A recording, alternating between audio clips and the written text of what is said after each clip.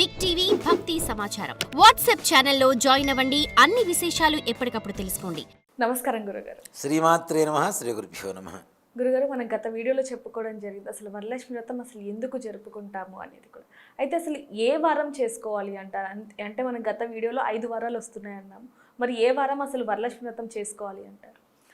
ఇక్కడ వరలక్ష్మి వ్రతంలో అమ్మవారు ఈ చారుమతి అనేటువంటి స్త్రీకి ముత్తైదువుకి కల్లో కనపడ్డప్పుడు కూడా పౌర్ణమి ముందు వచ్చేటువంటి శుక్రవారం అని చెప్పింది. అది 2వ శుక్రవారమా, ఒక్కో నెలలో 5 వారాలు రావచ్చు, 4 వారాలు రావచ్చు. పౌర్ణమి ముందు వచ్చేటువంటి శుక్రవారము అంటే మనకి ఆగస్టు 8వ తారీఖు నాన్న తప్పనిసరి 8వ తారీఖు శుక్రవారం అయింది. ఆ రోజున చేసుకోవాలి తప్పితే అది 3వ శుక్రవారమా, 2వ శుక్రవారమా, పౌర్ణమి ముందు వచ్చే శుక్రవారం తప్పనిసరి అంతే. అది 2వది కావచ్చు, 1వది కావచ్చు. 1వది కాదు, 2 కానీ 3 కానీ అవుతుంటే ఈసారి 3వది అయింది. 8వ తారీఖున తప్పనిసరిగా వరలక్ష్మి వ్రతం యథావిధిగా ఇళ్లలో అందరూ చేసుకోవచ్చు. గురుగారు, చాలా మంది కూడా వరలక్ష్మి వ్రతాన్ని మన గత వీడియోలో అనుకున్నట్టుగా అంగరంగ వైభవంగా చేసుకుంటూ ఉంటారు. అయితే వరలక్ష్మి వ్రతం అంటేనే కలశం.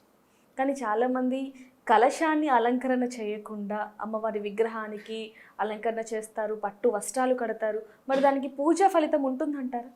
ఓ మాట చెప్తానన్న, కలశం దాన్ని కుంభం అంటాం. అవును, కలశాన్ని కుంభంలో అంటే ఈ కలశంలో ఏ దేవతనైనా ఆవాహన చేయవచ్చు అనేటువంటిది శాస్త్రం. దానికి అలంకరణ అనేటువంటిది మంత్ర విభాగంలో కూడా చెప్పబడింది. ఏంటి అంటే చక్కగా పూజాగృహం ఏదైతే మనం పూజ చేసేటువంటి స్థలం ఉందో ఆ పూజా స్థలాన్ని ఆవు పేడతో అలకాలి తప్పనిసరిగా. ఇప్పుడు ఆవు పేడతో అలకేటువంటి వాళ్ళు కూడా లేరు. అవును, అవునా? చూస్తున్నాం కానీ ఇక్కడెక్కడ లేదు. కానీ నిజంగా ఆవు పేడతో అలికితే చాలా పాజిటివ్ పవర్ ఉంటుంది నాన్న. ఆ రోజు పూజా స్థలాన్నే కాదు, ఇంటి ముందు గడప బయట కూడా తప్పనిసరిగా ఆవు పేడతో అలికి ముగ్గులు పెట్టండి. దాంతోనే సగం లక్ష్మీదేవి ప్రయాణం ప్రారంభమైనట్టే మన ఇంట్లోకి. పూజాగృహాన్ని ఆవు పేడతో అలికి దాని మీద మన బియ్యపిండి, పసుపు, కుంకుమ ఇట్లాంటి వాటితో చక్కగా ముగ్గులు పెట్టి దాని మీద పీట వేసి, పీట మీద మరలా తుండుగుడ్డ నూతన వస్త్రం ఒకటి పరిచి దాని మీద బియ్యం పోసి బియ్యం మధ్యలో కలశాన్ని ఉంచాలి. ఈ కలశం ఎలా? బంగారంది కావచ్చు, వెండిది కావచ్చు, రాయిది కావచ్చు, ఏదైనా సరే, మట్టి పాత్ర అయినా సరే, దాంట్లో ఏమాత్రం కూడా సమస్య లేదు. మనకున్న శక్తిని బట్టే మనం పెట్టుకోవచ్చు. బంగారంది పెడితే అమ్మవారు వస్తుంది అనేటువంటిది ఏం లేదు. బంగారు పాత్ర పెట్టేంత స్థాయి వరకు తీసుకెళ్ళిందంటే మట్టి పాత్ర దగ్గర స్టార్ట్ అయినప్పుడే. అవును, అంతే కదా. కాబట్టి మట్టి పాత్ర అయినా పెట్టుకోవచ్చు. దాంట్లో కొంతమంది ఆచారం బియ్యం పోసుకుంటారు, కొంతమంది నీళ్లు పోస్తారు. ఈ నీళ్లు పోసినప్పుడు కూడా కొద్దిగా పసుపు, కుంకుమ, గంధం, అక్షతలు వేసి దాంతోపాటు పంచపల్లవాలని చెప్పి 5 రకాలు ఉంటాయి నాన్న. మామిడి, మేడి, జువ్వి, రావి, తర్వాత మేడి, ఈ 5 రకాల పంచపల్లవాలని చెప్పి 5 రకాల చెట్లు. ఇక్కడ కూడా ఏంటి అంటే శ్రావణ మాసం వర్షాల సీజన్ మనకి. ఈ పంచపల్లవాలు ఏవైతే నీళ్లల్లో నానుతూ దాంట్లో పెట్టేసిన తర్వాత కలశం పెడుతున్న కొబ్బరికాయ పెట్టి పైన ఒక బ్లౌజ్ పీస్ని త్రికోణాకారంలో మడిచేసి పెడతామో, ఈ పంచపల్లవాలు కలశం తీసేసిన తర్వాత అవి ఇంటి ముందు ఇంటి ముందు కట్టేస్తే వాటి మీద నుంచి వచ్చేటువంటి గాలి మనకుండేటువంటి రోగాన్ని నయం చేస్తాయి. ఈ 5 రకాలు కలిస్తే ఒక గొప్ప ఆయుర్వేదిక్ మెడిసిన్ తయారవుతుంది దాంతో. అవునా?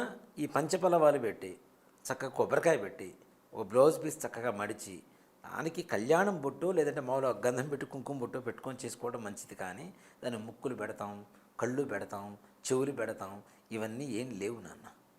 ఒక మాటలో చెప్పాలంటే అవన్నీ రాను ఆధునీకరణ పెరిగిపోయి డబ్బులు బాగా పెరిగిపోయి మేము ఇంకాస్త గొప్పగా చేస్తామా, ఇంకాస్త గొప్పగా చేస్తాం. దేవుడికి చేయడంలో తప్పని చెప్పడల్లా. ఇందాక మనం అనుకున్నాం చూడండి, అమ్మవారు రంగంలో చెప్పింది నాకు నిజమైన రూపం ఇవ్వండిరా అని. అదే కదా మనం కూడా మొత్తుకునేది. అవును, నిజ రూపం ఏదైతే ఉంటుందో మంత్రస్వరూపం అంటే మంత్రంలో ఏ స్వరూపం అనేది చెప్పబడుతుందో ఆ స్వరూపంగా కలశాన్ని పెట్టాలి. కానీ దాన్ని పట్టు చీరలు కట్టేస్తాం, ఇన్ని నగలు పెట్టేస్తాం, అన్ని నగలు పెట్టేస్తాం అంటే ఇంకా మీరు చెప్పినట్టు విగ్రహాలు కూడా తెచ్చుకుంటున్నారు కొంతమంది. అవన్నీ ఏం చేస్తారు నాన్న? ఒకరోజు పూజ చేసిన తర్వాత దానికి ఒక శక్తి అనేది వస్తుంది. ఆ పూజ అయిపోయిన తర్వాత తీసుకెళ్ళి అటకట్టేసి మూట కట్టేసి పని పెట్టేస్తాం అటక మీద అంటే అది కరెక్ట్ కాదు కదా. అవునా? సో కాబట్టి అలా చేయడం కూడా వద్దనే చెబుతా. కలశం పెట్టుకోండి, పటం పెట్టుకోండి చక్కగా. పటం పెట్టుకొని కలశం పెట్టుకొని పూజ చేసుకోవడం అనేది విధానం. ఈ కలశంలో కూడా నీళ్ళ బియ్యం అనేది మీ ఇంటి ఆచారాన్ని బట్టి ఉంటుంది. అంటే అసలు ఏది వేస్తే మంచిది అంటారు గురుగారు? దేంట్లోనన్నా కలశంలో అంటే ఆనవాయితీ లేని వాళ్ళు ఇప్పుడు మొదటిసారి చేస్తున్నారు అన్న వాళ్ళు నీళ్లు పోస్తే మంచిదా లేకపోతే బియ్యం పోస్తే మంచిదా అంటారు? అసలు ఆనవాయితీ లేనటువంటి వాళ్ళు నీళ్లు పోయమనే శాస్త్రం చెప్తుంది, బియ్యం కాదు నీళ్ళే పోయమని చెప్తుంది. ఆ నీళ్ళని ఇంట్లో అంతా చల్లుకోవాలి, మనం స్నానం చేసేటువంటి నీళ్ళలో కొద్దిగా కలుపుకొని స్నానం చేయాలి, ఆ కొమ్మలు తీసుకెళ్ళి బయట వేలాడదీయాలి వాకిల దగ్గర. మరి బియ్యంలో ఈ కొమ్మలు అవన్నీ పెట్టలేం కదా, పెట్టిన తర్వాత దానివల్ల అవి నానవు కదా, కింద మొదళ్ళు నానవు కదా, దానికున్న కొమ్మలకున్న మొదళ్ళు. సో కాబట్టి నీళ్లు పెట్టమని శాస్త్రం చెప్తుంది. నీళ్లతో చేయడం అనేటువంటిది ఉత్తమమైనటువంటిది, మంచిది. వరలక్ష్మి వ్రతం చేసే రోజు శుక్రవారం ఏదైతే ఉందో ఆ రోజు పూజా విధానం ఏ విధంగా ఉండాలి గురుగారు అసలు? ఎందుకంటే ఇప్పుడున్న పరిస్థితుల్లో ఎవరికి నచ్చినట్టుగా వారు చేస్తున్నారు, అది మనందరం చూస్తూనే ఉన్నాం. అసలు పూజా విధానం ఏ విధంగా చేస్తే లక్ష్మీదేవి అనుగ్రహిస్తుంది అంటారు? ముందు ఇంట్లో ఉండేటువంటి ప్రతి ఆడవాళ్ళు లక్ష్మీదేవిగా తయారవ్వాలి. అంటే మనశ్శుద్ధిగా, శరీర శుద్ధి ఎట్లాగూ చేస్తాం, స్నానం చేస్తాం, 10 సార్లు సబురుద్దుతాం, అంతా బాగానే ఉంటుంది. కానీ మానసికమైనటువంటి శుభ్రత కూడా చాలా అవసరం.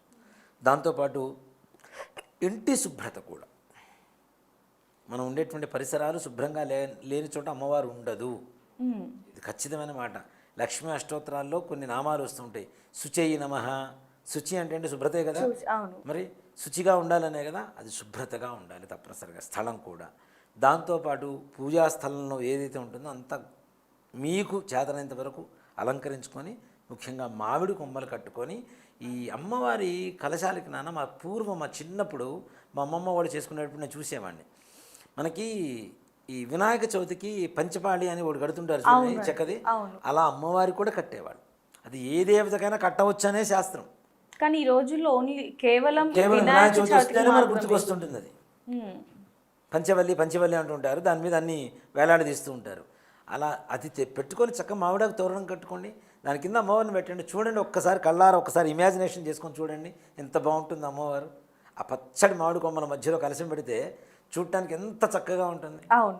ఇప్పుడు మీరు ఎంతసేపటికి అమ్మవారికి పూజ చేస్తే సెల్ఫీలు తీసుకుందాం అని, ఎంతసేపటికి దీని ఏమంటారు స్టేటస్లు పెట్టుకుందాం, రీల్స్ చేసుకుందాం అన్న ఆలోచన తప్పితే రియల్గా అమ్మవారు ఉందని మనం నమ్మటలేదు కదా. అక్కడ రీల్స్లోనే చూపిస్తున్నాం జనాలకి, రియల్గా మనం చూడాలి. అంటే అక్కడ కూడా గురుగారు ఒక స్టేటస్ అనేది కనిపించాలి. అంటే మనం ఉన్న స్టేటస్ ఏదైతే ఉందో, ఒక స్థాయిలో ఉన్నామో అది చూపించటానికే అదంతా చేస్తున్నారు తప్ప అమ్మవారి మీద ఉన్న భక్తితో కాదు.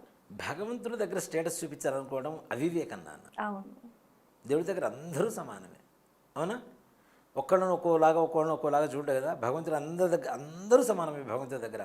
అందుకని ఒక మాట కూడా చదువుతుంటారు, గుళ్ళో పెళ్ళికి అందరూ పెద్దలే, అవునా? దేవుడి పెళ్ళికి అందరూ పెద్దలని చెబుతుంటారు. అంటే ప్రతి ఒక్కళ్ళు ఎవరైనా ఏ పనైనా చేయొచ్చు, దాంట్లో అనుమానం లేదు. అంటే అక్కడేంటి, భగవంతుడి దృష్టిలో అందరూ సమానులే.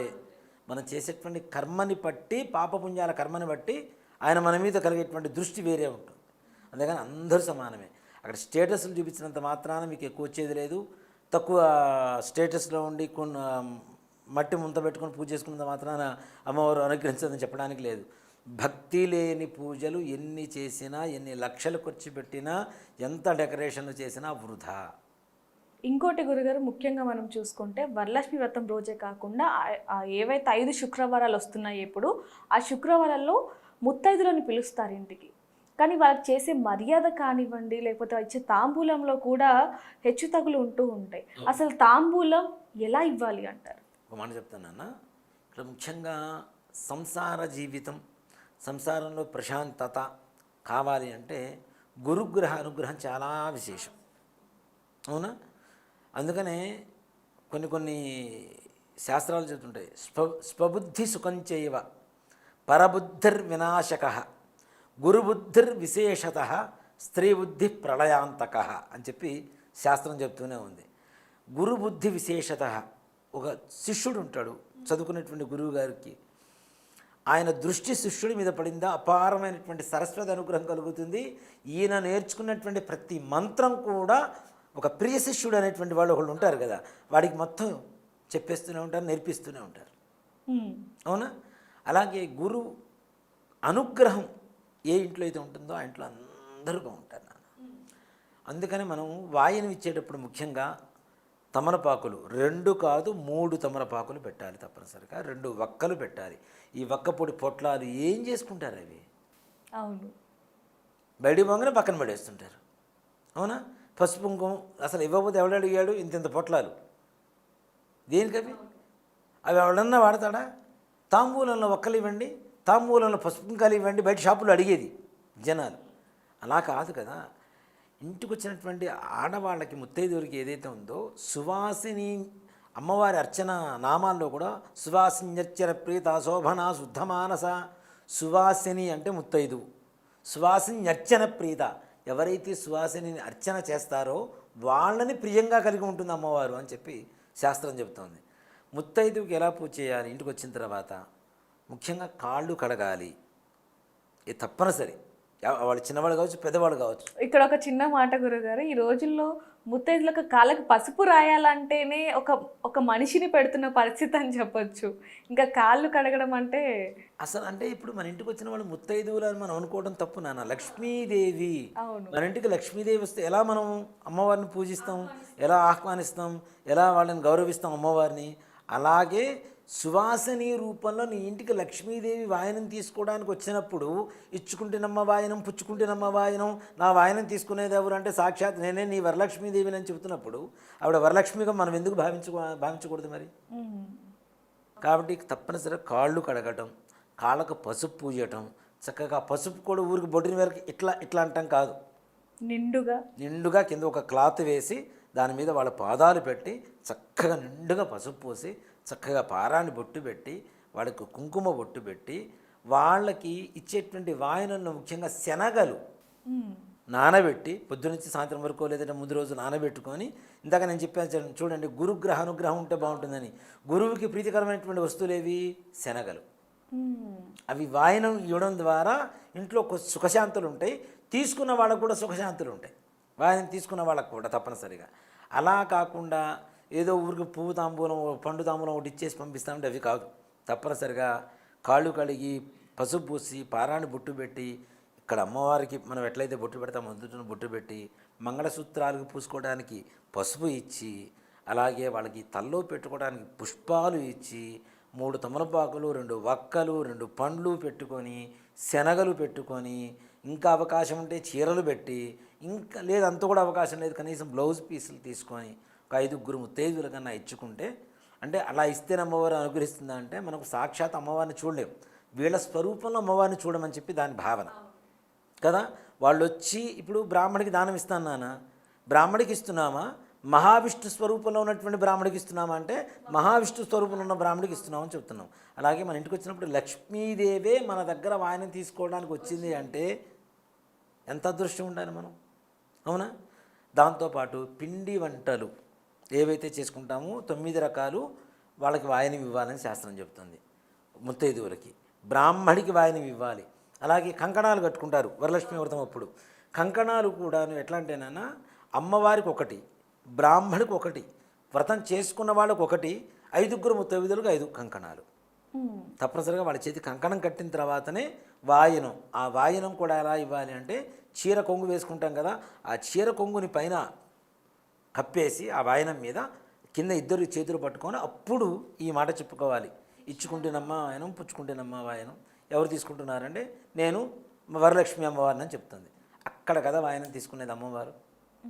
అవేవి చేయకుండా ఏదో డ్యూటీ వైజ్గా ఇంటికి వచ్చేసరికి కూర్చోబెట్టి ఇది ఇచ్చేసి వాయనం ఇచ్చిన తర్వాత వాళ్ళతో అక్షతలు వేయించుకొని ఆశీర్వచనం తీసుకోవాలి. అప్పుడు పరిపూర్ణంగా లక్ష్మీదేవి అనుగ్రహం మనకు కలుగుతుంది, వరలక్ష్మీదేవి స్థిరంగా మన ఇంట్లో ఉంటుంది. నిజంగా గురుగారు మీరు చెప్తుంటేనే మేము అది ఊహించుకుంటున్నామని చెప్పొచ్చు. చాలా చక్కగా వరలక్ష్మి వ్రత విధానం, అసలు అమ్మవారి రూపంలో వస్తున్న ఆడపడుచులు ఎవరైతే ఉన్నారో వాళ్ళకి ఏ విధంగా తాంబూలం ఇవ్వాలి అనేది చాలా చక్కగా వివరించారు. ధన్యవాదాలు. శ్రీమాత్రే నమః. శ్రీ గురుభ్యో నమః. For more videos like this, subscribe Big TV channel.